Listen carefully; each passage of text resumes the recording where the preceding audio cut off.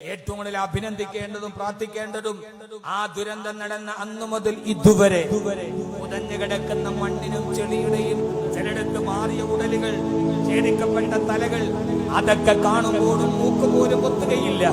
തങ്ങളുടെ കയ്യിലെടുക്കുന്ന മുണ്ടെടുത്തിട്ട് അതിനെ പുതപ്പിച്ച് അതിന്റെ ഇടയിൽ നിന്ന് താങ്ങിയെടുത്ത് അതിനെ കൊണ്ടുവന്ന് സംസ്കരിക്കുന്ന ജീവൻ രക്ഷാ പ്രവർത്തകരുണ്ട്. ആ ചെളിയുടെ അടിയിൽ കാറ്റും മഴയുടെയും ഇടയിൽ സ്വന്തം കുടുംബത്തെ പോലും മറന്നിട്ട് ജീവൻ പണയം വെച്ച് അവിടെ രക്ഷാപ്രവർത്തനം നടക്കുന്ന ആളില്ല.